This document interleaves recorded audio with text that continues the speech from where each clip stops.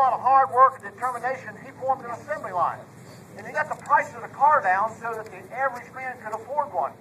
Before the Model T Ford, only rich people could afford the cars, you know. It is said that maybe before the Model T Ford, people didn't get 20 miles from where they was born. The Model T Ford really changed America. It really did. He made over 15 million of these daggone things. Over 15 million. Ain't that something? Today we got a 1927 Model T Ford Roadster pickup. And we're going to start with a bare frame, put on engine, transmission, rear end, the cab, the body, the hood, the fenders, 4 tires, the daggone steering gear, everything. And we're going to crank it up and drive it away. Crank it up. It doesn't even have a starter. I tell you what, in order to do this feat, I had to look high and low for a bunch of, you might call them technicians to do this. If you guys would come up here and tell them who you are and where you're from, we'll show these people how it's done.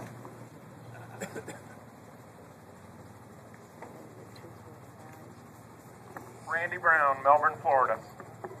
Don Marchman, Fort Meade, Florida. Tom Watson, Pulaski, Virginia. Doug Brown, Monroe, Florida. Woody Woodward, Lawrenceburg, Kentucky. John Masley, Darlington, Pennsylvania. Okay, Richard, hold your hand up there. Hey, Richard's my timekeeper. Tell you what, Rich, Bobby's going to give us a countdown. You're going to start the stopwatch.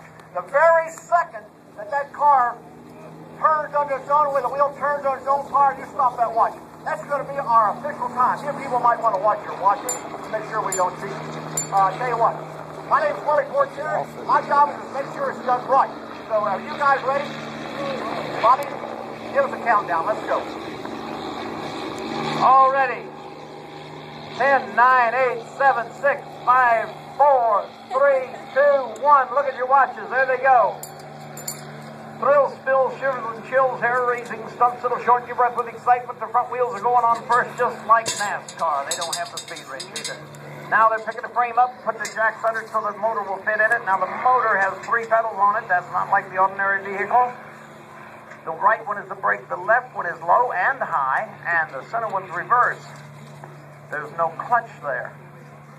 This motor has no self-commencer.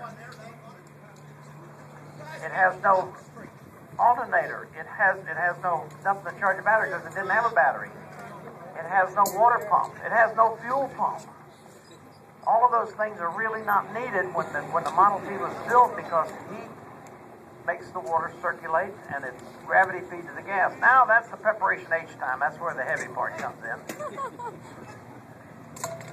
And now the A-frame's going in. The wishbone's going into it becomes part of the frame, the motor. It passes to the very bottom of the motor, down there on the pan, and I'm having a little difficulty here. And then after that, this rear end will go under it. And there we go. Minute 20 seconds, counting. Here comes the rear end, the wiggling pin going into the wobbling shaft. You got to watch your fingers there because that thing's encased in a enclosed drive shaft that makes it hard to get things together. They cheat. They use pair of pliers instead of their fingers. And as soon as that goes together, then the wheels will start to go on the back, and then the body will be next.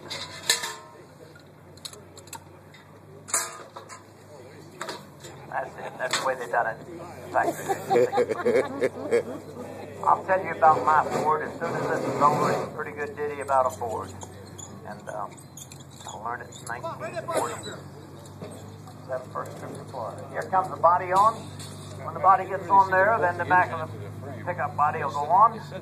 Now the next thing that's really complicated is the steering column because it has to be fixed up properly at the bottom. It has throttle.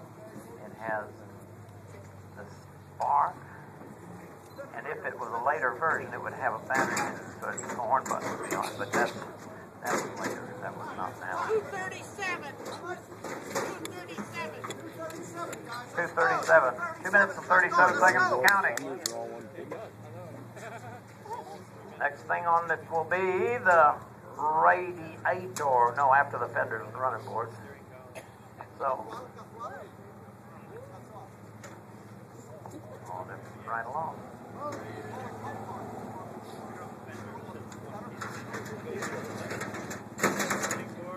soon as the wheel turns under its own power, that's when we stop the watch.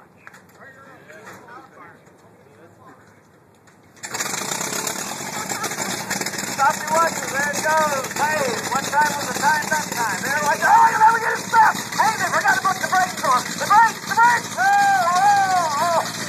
Oh, well. Oh, but don't get behind me. Don't get behind me.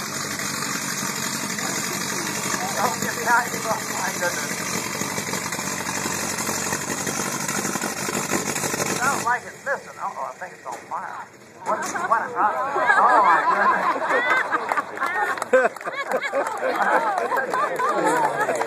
How long did it take? 3 minutes and 20 seconds. That's pretty good. I said I was going to tell you about my old Model T up there. I'm going to tell you a story that's a pretty good one. First, we got a mule that pulled a wagon, and we all got in the wagon to go places like church. And one day we was going to church. We was all in the wagon. We stopped by the watermelon patch and picked up some watermelon. Went on down to the church, and wouldn't you know it, right in front of the whole congregation, they was all standing out there when that mule balked. And when he did, he kicked up his heels, and when he did, he let one of the biggest, and the longest, and the juiciest watermelons roll off of that wagon that we put on there that day. So that's why Granddaddy got the Model T. Now I'll tell you about my Model T. I've got a Ford with piston rings, 2 rear wheels, and 1 front spring. Has neither fender, seat, nor plank. Burns lots of gas, and it's hard to crank. The carburetor's busted halfway through, and the engine, this is it's on 2. It's 3 years old. Need more. The spring, it has shock absorbers, everything. And the radiator, it's busted, sure does leak. The differentials are so dry, you can hear them squeak. There's 10 spokes in this, and the front's all bent, the top's blowed off, well, it ain't worth a cent. It has lots of speed and runs like a goose. It'll burn either gas or tobacco juice. Tires are all off. It's been run on the rim. It's a real good old Ford, the shades and seats. Ford still makes a good product today. That's my ditty about a Ford. We do this one more time at 3 o'clock today. And I forgot to blow that balloon up. I missed that balloon, but I'll get it next time. I won't miss that next time.